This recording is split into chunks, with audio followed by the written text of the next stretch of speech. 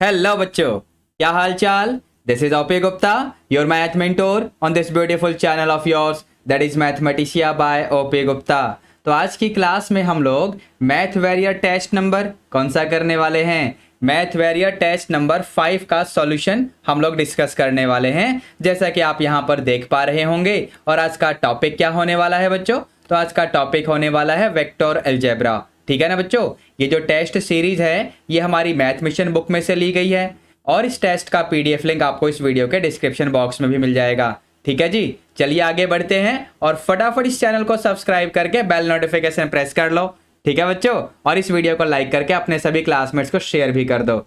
चलिए आप फाइनली अपना सॉल्यूशन स्टार्ट कर लेते हैं।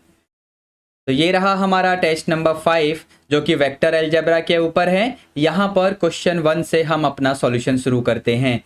तो सबसे पहले क्वेश्चन में हमको क्या दिया गया है? Write the position vector of the mid point of the line segment joining the point A and point B. तो सबसे पहला काम मैं क्या करूंगा, यहाँ पर मिड पॉइंट मैं फाइंड करूंगा। Mid point of the line segment which joins the point A and B. तो mid point of line segment A B ये कैसे आएगा बच्चों? तो ये आपको मिलेगा x1 plus x2 upon 2, y1 plus y2 upon 2, z1 plus z2 upon 2। ठीक है ना? तो चलिए लिखना शुरू करते हैं। 1 प्लस 5 यानी 6 अपॉन 2 यानी 3 हो जाएगा। 0 प्लस 2 यानी 2 होगा अपॉन 2 यानी ये 1 हो जाएगा। -3 प्लस 1 यानी -2 अपॉन 2 यानी -1। देखो इस तरीके से आ जाएगा। समझे बच्चों? अब आपको तो पोजीशन वेक्टर लिखना है ना, तो यहां पर आपका फाइनली आंसर क्या आ जाएगा? रिक्वायर्ड पोजीशन वेक्टर क्या बनेगा? रिक्वायर्ड पोजीशन वेक्टर क्या बनेगा? तो ये बनेगा 3i cap plus 1j cap minus k cap. तो चलो जी, आपका फाइनल आंसर आ चुका है। क्वेश्चन 1 सॉल्व हो चुका है। ठीक है, चलें आगे बढ़ते हैं क्वेश्चन नंबर 2 की तरफ। क्वेश्चन 2 में हमसे क्या पूछा हुआ है बच्चों? क्वेश्चन 2 में हमसे प्रोजेक्शन पूछा हुआ है इस वेक्टर का इस वाले वेक्टर पे। ठीक है, एक काम करता हूं, जो पहला वेक्टर है ना उसको वेक्टर ए हम एज्यूम कर लेते हैं। सो लेट मी कॉल ये वेक्टर ए है और ये वाला आपका वेक्टर बी है जो बाद वाला वेक्टर है। तो हमें क्या निकालना है? हमें निकालना है projection of vector A on vector B. तो यहां पर ये देखो इस तरीके से आपका फॉर्मूला लग जाएगा। वेक्टर ए का डॉट प्रोडक्ट ले लेंगे बी कैप के साथ। समझे? तो यहां पर वेक्टर ए का मतलब क्या है? 2i cap plus 3j cap plus 2k cap.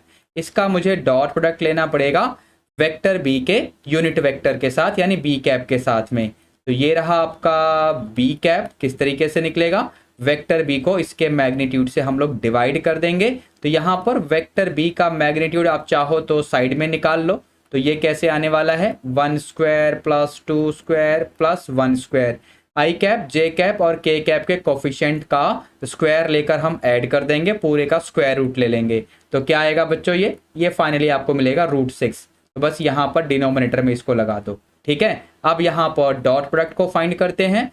So 2i cap dot I cap यानी 2 मिलेगा। यहाँ पर 3j कैप और ये 2j कैप यानी ये आपका 6 हो जाएगा। फिर ये आपका 2k cap dot k cap यानी 2 होगा और नीचे आपका √6 है ही। फर्दर इसको सिंप्लीफाई कर लो। 6 प्लस 2 यानी क्या हो जाएगा? 10 अपॉन √6। यहीं पर छोड़ दो, ये आपका फाइनल आंसर हो गया। ठीक है, वैसे अगर आप आगे भी सिंप्लीफाई करना चाहते हैं तो √6 से मल्टीप्लाई डिवाइड कर दो, आगे भी सिंप्लीफाई करके आप लिख सकते हो। ठीक है, नेक्स्ट क्वेश्चन यानी क्वेश्चन नंबर 3 आपके सामने है। चलो इसको भी सॉल्व कर लेते हैं। क्या बोल रहा है? Write the value of alpha and beta अगर इन दोनों वेक्टर्स का क्रॉस प्रोडक्ट नल वेक्टर हो जाए। देखो, अगर ये वेक्टर ए है, पहला वेक्टर ए है और दूसरा वेक्टर बी है, दोनों का क्रॉस प्रोडक्ट अगर नल वेक्टर है और दोनों वेक्टर ए एंड बी इनमें से कोई सा भी नल वेक्टर नहीं है, तो इसका मतलब सीधा सा ये हुआ कि वेक्टर ए और वेक्टर बी पैरेलल होंगे। मेरा मतलब ये है कि अगर दो वेक्टर ऐसे हैं जो कि नॉन जीरो वेक्टर्स हैं और उनका क्रॉस प्रोडक्ट जीरो वेक्टर है, तो वो दोनों वेक्टर बेसिकली पैरेलल वेक्टर होंगे। समझे? इस डेफिनेशन का यूज करते हुए मैं यहाँ पर अपना काम आगे लेके चलूंगा।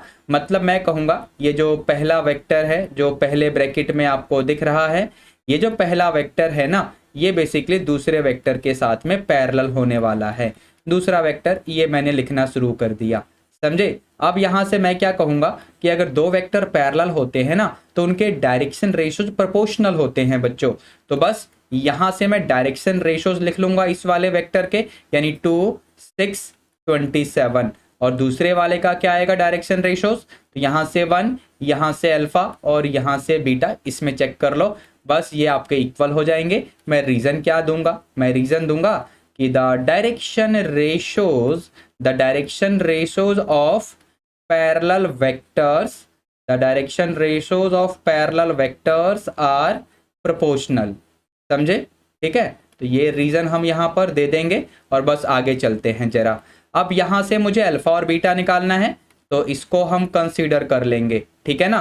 तो यहां से मुझे अल्फा क्या मिल जाएगा, क्रॉस मल्टीप्लाई कर लो, ये आपको 3 मिलेगा। दूसरा हम यहां पर क्या करेंगे बच्चों, 2/1 इज इक्वल टू 27 बीटा, इसको भी कंसीडर कर लो। यहां से भी क्रॉस मल्टीप्लाई करो, सो बीटा आ जाएगा 27/2। तो बस अल्फा और बीटा की वैल्यू आपके सामने आ चुकी है। क्वेश्चन 3 का भी सॉल्यूशन हो गया। ठीक है, आगे चलते हैं, क्वेश्चन नंबर 4 को भी देखते हैं। क्वेश्चन 4 में हमें क्या करना है, क्वेश्चन 4 में हमें एंगल निकालना है between vector A and vector B. इन दोनों वेक्टर्स के बीच का मुझे एंगल फाइंड करना है।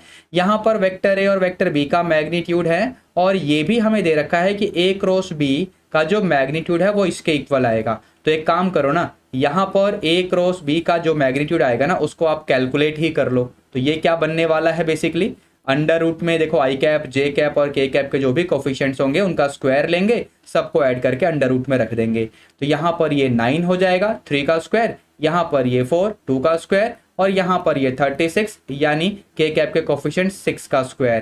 तो ये बनेगा आपका, देखो क्या बनेगा 49, इसका रूट हुआ मतलब ये 7 हो जाएगा, समझे। अब देखो यहाँ पर मैं फॉर्मूला क्या यूज करने वाला हूँ, sine theta will be equal to vector A cross B, इसका मैग्नीट्यूड अपॉन वेक्टर ए का मैग्नीट्यूड और अपॉन में वेक्टर बी का भी मैग्नीट्यूड, समझे। तो इस फॉर्मूले की हेल्प से यहाँ पर साइन थीटा की वैल्यू क्या आ जाएगी, देखो ए क्रॉस बी का मैग्नीट्यूड आपने ऑलरेडी निकाला है यानी 7।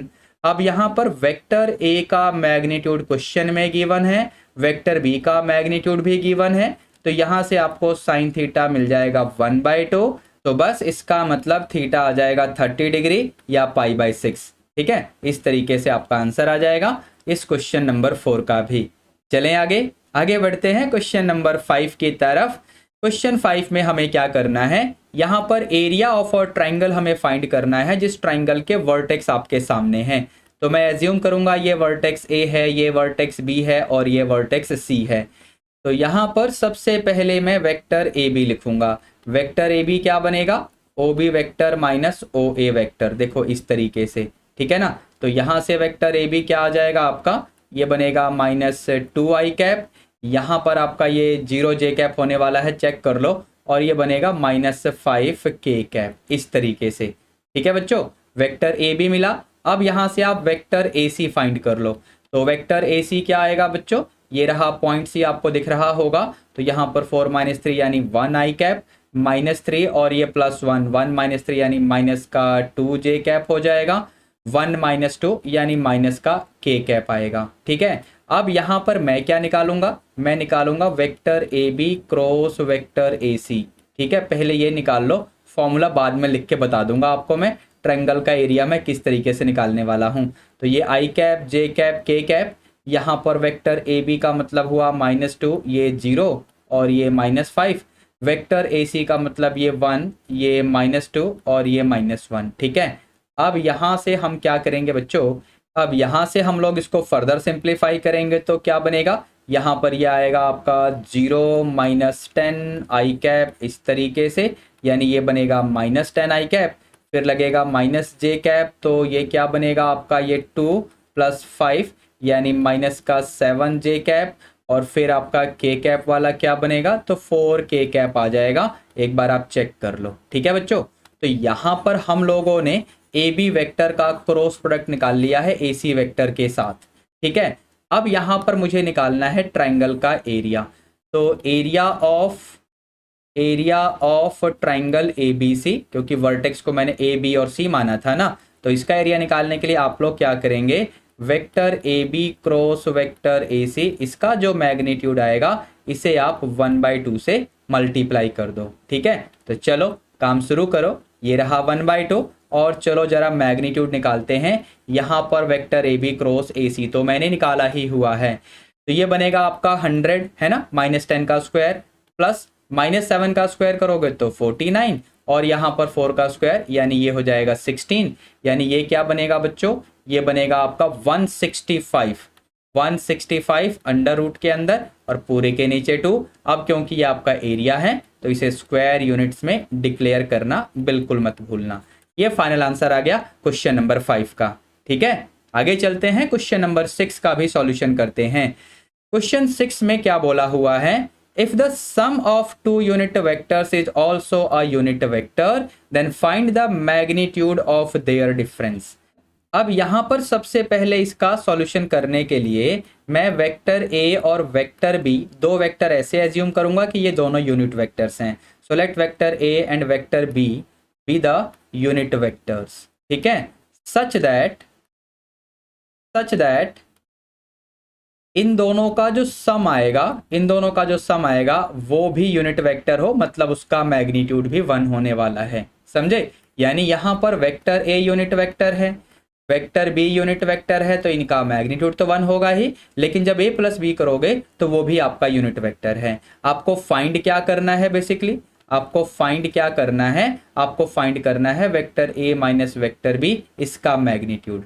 समझे बच्चों, चलिए काम शुरू करते हैं, देखना मैं कैसे करूंगा। यहां पर जो भी आपको डाटा गिवन है उसकी हेल्प से, यानी ये जो आपको गिवन है ना, इसको मैं कंसीडर करके यहां मैं प्रॉपर्टीज यूज करूंगा। यानी देखो, इसको हम इस तरीके से लिख लेंगे। अब यहाँ पर डॉट प्रोडक्ट को मैं डिस्ट्रीब्यूट कर दूंगा, तो यहाँ से a डॉट ए यानी ये बन जाएगा आपका मॉड a स्क्वायर, ठीक है, plus a dot B plus b dot A, यानी डायरेक्टली मैं लिख रहा हूँ 2 times a dot B plus b dot B, यानी देखो इस तरीके से आ जाएगा। समझे, अब यहाँ पर LHS में जैसे आपको ध्यान होगा ही कि ये हमने a प्लस बी जो वेक्टर है इसका मैग्नीट्यूड और इसका होल स्क्वायर कंसीडर किया हुआ है। ठीक है, तो यहाँ पर इसकी वैल्यू तो 1 स्क्वायर यानी 1 ही रह गई, ये 1 स्क्वायर यानी 1 ही रह गया, ये आपका 2 times a dot B plus 1 square यानी 1 ही रह गया, यानी यहाँ से मुझे मिल जाएगा 2 times a dot B is equal to -1। इसे इक्वेशन फर्स्ट बोलो। ठीक है बच्चों, अब यहाँ से जो चीज़ मुझे फाइंड करनी है ना, यानी ये चीज़ आपको फाइंड करनी है, तो मैं क्या कंसीडर करने वाला हूँ, ध्यान से देखना आप लोग। मैं यहाँ पर vector a minus vector b का स्क्वायर कंसीडर करूँगा। So I will write a minus B dot a minus B. ठीक है, अब यहाँ पर डॉट प्रोडक्ट को मैं डिस्ट्रीब्यूट करूँगा। अगेन a डॉट a यानी मॉड a स्क्वायर हो जाएगा, -2 times a dot b directly लिख दिया, प्लस ये बनेगा आपका देखो इस तरीके से। ठीक है बच्चों, तो ये तो 1 स्क्वायर यानी 1 हो गया, ये माइनस ऑफ -1 और ये प्लस 1 स्क्वायर यानी 1 हो जाएगा। इक्वेशन फर्स्ट की हेल्प से मैंने कौन सी वैल्यू यूज की है आप चेक कर लो। ठीक है, तो फाइनली यहां से आपको क्या मिला, a माइनस बी के मैग्नीट्यूड का होल स्क्वायर मिल जाएगा 3। आपको निकालना है vector a minus vector b के मैग्नीट्यूड की वैल्यू, तो ये आ जाएगा √3। वैसे बच्चों यहाँ प्लस माइनस √3 क्यों नहीं लिखेंगे, ये मुझे आप लोग कमेंट करके बताना। तो फाइनली क्वेश्चन 6 का भी सॉल्यूशन हो गया। अब चलते हैं क्वेश्चन नंबर 7 की तरफ। क्वेश्चन 7 में हमें क्या बोला हुआ है बच्चों, यहाँ पर वेक्टर a b और c इस तरीके से हैं कि इन तीनों का सम नल वेक्टर के इक्वल है। ठीक है, फिर हमसे बोल रहा है इस क्वांटिटी की वैल्यू इवेल्युएट करो अगर ये सब डाटा इन्होंने आपको दे रखा हो। ठीक है, तो किस तरीके से करेंगे, ध्यान से सुनना। यहाँ पर मैं कंसीडर करने वाला हूँ a प्लस बी प्लस सी का डॉट प्रोडक्ट इसी के साथ। ठीक है, इस तरीके से हम लिखेंगे तो RHS में हो जाएगा 0 वेक्टर डॉट 0 वेक्टर, तो RHS तो 0 ही होने वाला है। LHS में डॉट प्रोडक्ट को डिस्ट्रीब्यूट करो, a डॉट a यानी देखो इसको हम ऐसे लिखेंगे, फिर a डॉट b आएगा, चेक करके देखो, फिर आपका a डॉट c आएगा, फिर आपका b डॉट a आएगा। ठीक है ना, फिर b डॉट b जिसे हम लोग डायरेक्टली ऐसे लिखने वाले हैं। ठीक है बच्चों, अब यहाँ से आपका आएगा b डॉट c, फिर आपका आएगा c डॉट a, ठीक है, फिर आपका आएगा c डॉट b, फिर सी डॉट सी, यानी इसे हम ऐसे लिखने वाले हैं, RHS का मैंने बताया वो तो 0 ही आएगा। ठीक है बच्चों, अब सुनना, ये क्या बनेगा, 1 स्क्वायर यानी 1, ए डॉट बी और बी डॉट ए क्या होता है बच्चों, 2 टाइम्स ए डॉट बी हो जाएगा, समझे, क्योंकि ए डॉट बी और बी डॉट ए बिल्कुल सेम होता है, डॉट प्रोडक्ट का कॉम्यूटेटिव नेचर। ठीक है, अच्छा ए डॉट सी यहाँ पर आपको दिख रहा होगा और सी डॉट ए, यानी ये मिलकर भी क्या बनेगा, 2 टाइम्स सी डॉट ए ऐसे लिख लो, फिर यहाँ पर बी डॉट सी और ये सी डॉट बी, यानी इसे लिख लो 2 टाइम्स बी डॉट सी। ठीक है, अच्छा यहाँ पर मॉड भी आपको दिख रहा होगा, इसका स्क्वायर है, यानी ये बन जाएगा 4 का स्क्वायर यानी 16, यहाँ पर मॉड सी इसका स्क्वायर है, यानी 2 का स्क्वायर यानी 4। Now all that is equal to 0। ठीक है बच्चों, तो ये क्या बनने वाला है, 1 + 16 + 4, यानी ये तो 21 होगा। अब जरा यहाँ पर जो चीज़ें बचेंगी उसमें से 2 कॉमन है या नहीं ये चेक करो, एक बार चेक करके तो देखो, ए डॉट बी, यहाँ पर ये बी डॉट सी, ठीक है, और फिर यहाँ पर ये सी डॉट ए, इस तरीके से। Now all that will be equal to 0।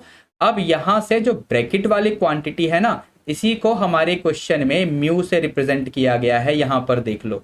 तो बस यहाँ से फाइनली आप लिख पाएंगे 2 म्यू इज इक्वल टू -21, जिसका मतलब ये हुआ कि म्यू की वैल्यू आ जाएगी -21/2। बस आपका क्वेश्चन नंबर 7 भी सॉल्व हो चुका है बच्चों। ठीक है ना, चलें आगे नेक्स्ट क्वेश्चन की तरफ चलते हैं, यानी क्वेश्चन नंबर 8। क्वेश्चन 8 में क्या बोला हुआ है, वेक्टर ए, वेक्टर बी और वेक्टर सी हमें गिवन है, हमें वेक्टर डी फाइंड करना है which is perpendicular to both A and B, यानी वेक्टर डी परपेंडिकुलर है वेक्टर ए के, वेक्टर डी परपेंडिकुलर है वेक्टर बी के। इसका मतलब ये हुआ वेक्टर डी पैरेलल होगा ए क्रॉस बी के, समझे। इसका मतलब ये हुआ vector D can be written as lambda times A cross B. ध्यान रखना बच्चों, अब मैं ए क्रॉस बी निकालूंगा, वेट तो करो। यहाँ पर ए क्रॉस बी मैं साइड में निकाल रहा हूँ, तो इसके लिए यहाँ पर आई कैप, यहाँ पर जे कैप, यहाँ पर के कैप, और वेक्टर ए का मतलब 1 -1 0, वेक्टर बी का मतलब यहाँ पर 0, यहाँ पर 3 और यहाँ पर -1। इसको कैलकुलेट करते हैं जरा, तो ये बनेगा आपका आई कैप ही आएगा, चेक करके देख लो। फिर आपका -j कैप, यानी ये बनेगा आपका -1, यानी ये प्लस का j कैप हो जाएगा। फिर k कैप, यहाँ पर चेक कर लो 3k कैप, यानी आप इसको लिख लो +3k कैप। ठीक है जी, तो यहाँ से a क्रॉस b वाले वेक्टर की वैल्यू आपको मिल चुकी है। ठीक है, तो यहाँ से वेक्टर d क्या आ जाएगा, lambda times I cap plus j cap plus 3k cap.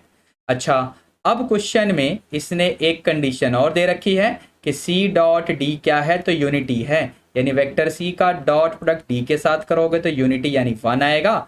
Vector C की वैल्यू क्वेश्चन में टॉप में चेक करो, आपको गिवन है, मैंने लिखना शुरू कर दिया है, और वेक्टर डी आपने अभी अभी लिखा है, यानी lambda times I cap plus J cap plus 3k cap, ये पूरा 1 के इक्वल होगा। यहाँ से देखो लैम्डा तो वैसे भी आपका स्केलर क्वांटिटी है, बाहर करो डॉट प्रोडक्ट की प्रॉपर्टी की हेल्प से, 2i cap dot I cap यानी 2 हो जाएगा, फिर -j कैप और ये j कैप यानी -1, फिर आपका 4 3 12, दैट इज इक्वल टू 1। यहाँ से लैम्डा क्या आएगा बच्चों, 12 + 2 यानी 14 -1 यानी 13, यानी लैम्डा आपका आ जाएगा 1/13। यहाँ पर इसे इक्वेशन फर्स्ट में पुट कर दो, चेक करो मैंने इक्वेशन फर्स्ट क्या बोला है, तो यहाँ से आपका वेक्टर डी आ जाएगा बड़े आराम से 1/13 times I cap plus J cap plus 3k cap. बस आपका फाइनल आंसर आ चुका है, क्वेश्चन नंबर 8 का भी सॉल्यूशन हो गया। आगे चलें, आगे बढ़ते हैं, जरा नेक्स्ट क्वेश्चन को चेक करते हैं, क्वेश्चन नंबर 9 में क्या है। तो क्वेश्चन 9 में हमें एक वेक्टर अल्फा और एक बीटा दे रखा है, बीटा को एक्सप्रेस करना है इस फॉर्म में so that vector A parallel हो जाए वेक्टर अल्फा के। देखो इस कंडीशन की हेल्प से मैं यहाँ पर क्या कहूँगा, मैं यहाँ पर कहूँगा कि vector A can be written as lambda times vector alpha. तो यहाँ से मुझे वेक्टर ए की वैल्यू मिल जाएगी, यहाँ पर मैं वेक्टर अल्फा की हेल्प से लिख पाऊंगा वेक्टर ए, तो ये बनेगा 3 लैम्डा आई कैप और ये बनेगा -λ j कैप। समझे बच्चों। अच्छा, अब मुझे वेक्टर बी और अल्फा में भी एक रिलेशन दे रखा है, तो इसका मतलब हमें पता है कि वेक्टर बी का डॉट प्रोडक्ट अल्फा के साथ लेंगे तो ये आपका 0 आना चाहिए, लेकिन वेक्टर बी अभी मेरे पास नहीं है, वेक्टर अल्फा तो है। देखो ध्यान से, मैं वेक्टर बी कैसे लिखूंगा, यहाँ से वेक्टर बी अगर आप लिखोगे तो vector beta minus vector A ऐसे लिख पाओगे। वेक्टर बीटा क्वेश्चन में टॉप में चेक करो, है ना, 2i कैप प्लस जे कैप माइनस 3k कैप, और वेक्टर ए आपने अभी अभी निकाला है बच्चों, 3 lambda I cap minus lambda J cap, है ना, यहाँ पर आप चेक कर पा रहे होंगे, ये आपका वेक्टर ए आपने फाइंड किया था जो, ठीक है जी। चलिए इसको कैलकुलेट करते हैं, ये बनेगा 2 माइनस 3 लेमडा आई कैप, ठीक है। अच्छा यहाँ पर आपका ये बनेगा 1 प्लस लेमडा जे कैप और ये माइनस 3k कैप, ये आपका वेक्टर बी आ गया। इस वेक्टर बी की जो वैल्यू हमें मिली है ना, इस वेक्टर बी की वैल्यू को हम यहाँ पर पुट करने वाले हैं B dot alpha equal to 0 में। तो यहाँ से ये क्या बन जाएगा आपके लिए, 2 minus 3 lambda into I cap plus 1 plus lambda into J cap minus 3k cap. इसका हमें डॉट प्रोडक्ट लेना है, इसका हमें डॉट प्रोडक्ट लेना पड़ेगा किसके साथ, तो वेक्टर अल्फा के साथ। वेक्टर अल्फा ये रहा, क्वेश्चन में टॉप में चेक कर लो, ठीक है बच्चों। यहां से हम आगे चलते हैं, 2 माइनस 3 लेमडा और यहां से ये 3 आपको दिख रहा होगा, तो 2 माइनस 3 लेमडा इंटू में 3, आई कैप वाले का आई कैप के साथ डॉट प्रोडक्ट हो चुका है। फिर यहाँ पर ये 1 प्लस लेमडा जे कैप वाला और ये माइनस जे कैप वाला, यानी -1 ऐसे आ जाएगा। Now that is equal to 0। इसको आगे सॉल्व करते हैं तो ये 6, ये -9 लेमडा, ये -1, ये minus lambda is equal to 0। तो यहाँ से क्या बनेगा, 6 - 1 यानी ये 5 हुआ और ये 10 लेमडा हो जाएगा। तो यहाँ से लेमडा मिलेगा 5/10 यानी 1/2, ठीक है बच्चों। तो यहाँ से बेसिकली आप लोग अब कंक्लूड कर सकते हैं कि वेक्टर ए क्या आएगा। देखो यहाँ पर मैं वैल्यू पुट करने वाला हूँ, तो ये बनेगा आपका 3/2 आई कैप और -12 जे कैप। और वेक्टर बी क्या बनेगा बच्चों, वेक्टर बी बनेगा 2 माइनस 3 लेमडा यानी 2 माइनस 3/2 हो जाएगा आई कैप। तो इसका एलसीएम लोगे तो 1/2 आई कैप, फिर 1 प्लस लेमडा यानी ये क्या बनेगा, ये बनेगा 3/2 J cap minus 3k cap. समझे बच्चों, ठीक है ना। तो वेक्टर ए और वेक्टर बी तो मिल चुका है, तो बस हमारा काम होने वाला है।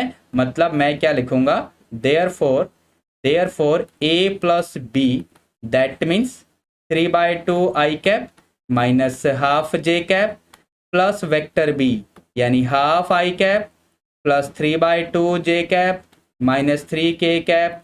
अब ये पूरा क्या आएगा, कैलकुलेट करके देखो, तो ये बनेगा 2 आई कैप और यहाँ पर ये बनेगा आपका प्लस का जे कैप माइनस 3k कैप, और ये आपका वेक्टर बीटा है या नहीं, टॉप में चेक करके देख लो। बस आपका काम हो चुका है, जो करना था वो आपने कर लिया कि वेक्टर बीटा को vector A plus vector B की फॉर्म में लिखो, ताकि वेक्टर ए अल्फा के पैरेलल हो और वेक्टर बी अल्फा के परपेंडिकुलर हो। ठीक है बच्चों, बस हमारा काम हो चुका है। अब चलते हैं नेक्स्ट क्वेश्चन की तरफ।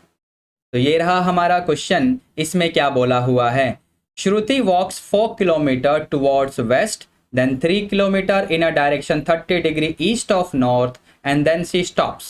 The situation above has been depicted in the diagram as shown below, assuming that the girl starts her walk from O.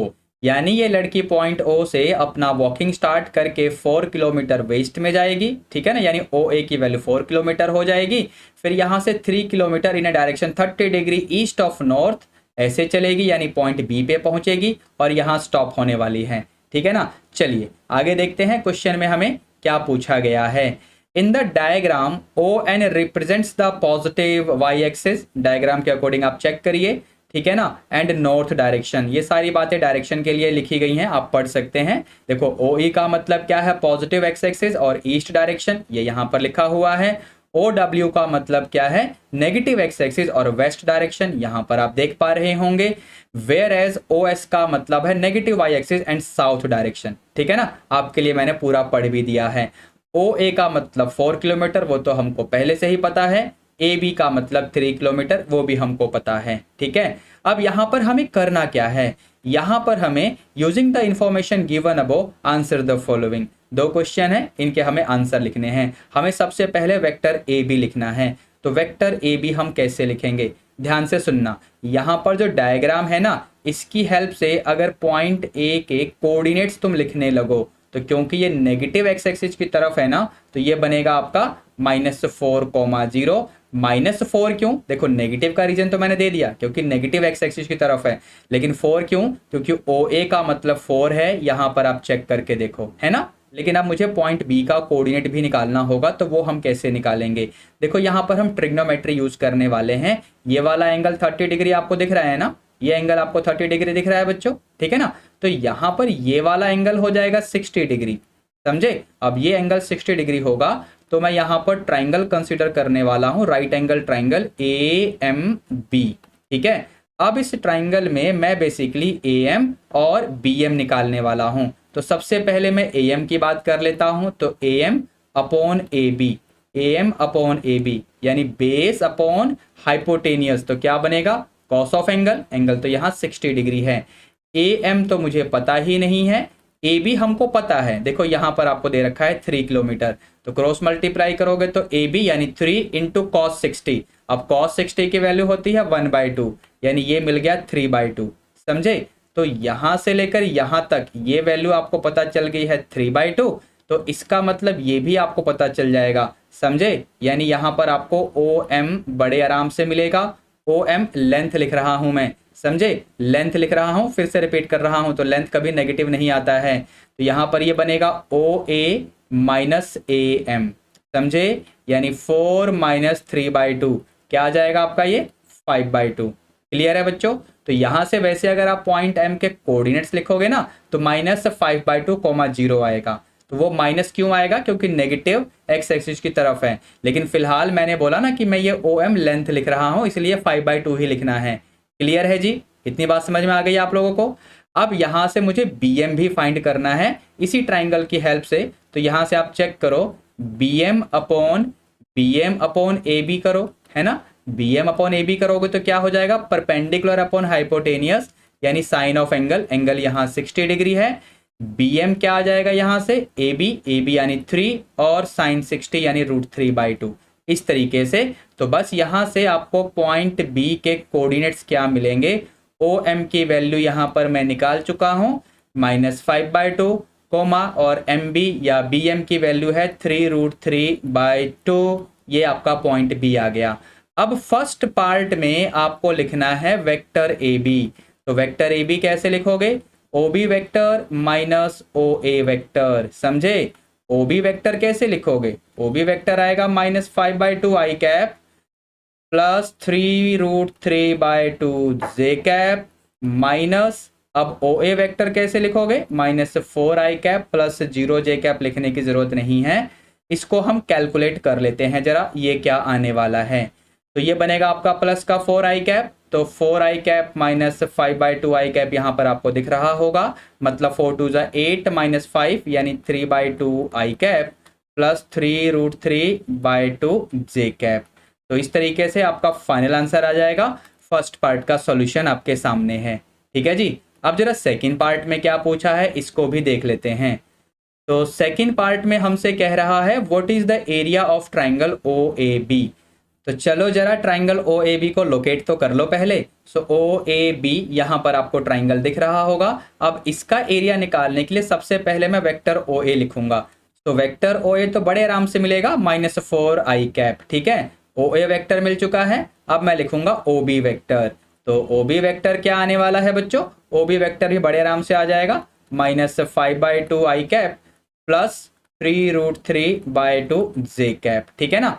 अब यहां से क्योंकि मुझे एरिया निकालना है, यहां पर मुझे सबसे पहले क्या निकालना पड़ेगा, OA वेक्टर का क्रॉस विद OB वेक्टर, ठीक है। तो यहां पर ये i cap, j cap, k cap हम लगा देंगे। तो पहले वाले में तो ये -4, यहाँ पर 0, यहाँ पर 0, और OB वेक्टर से आप लिखोगे तो ये आपका -5/2, ये 3√3/2 और यहाँ पर 0, इस तरीके से आएगा। अब यहाँ से आप एक्सपेंड कर दो कॉलम 3 के अलोंग। तो कॉलम 3 के अलोंग जैसे एक्सपेंड करोगे ना, देखो ऐसे आएगा, ये आपका k कैप तो बनेगा ही। तो क्या हो जाएगा बच्चों आपके लिए, ये बनेगा -4 × 3√3/2, है ना, इस तरीके से। और -0, यानी क्या बनने वाला है फाइनली ये 2 यानी -6√3। दैट मीन्स देखो इस तरीके से आपको मिलने वाला है। ठीक है बच्चों, आप इसे चाहो तो एक बार और लिख लो, यानी ऐसे करके लिख सकते हो। ठीक है ना, ये रफ कैलकुलेशन को मैं हटा देता हूं यहां से।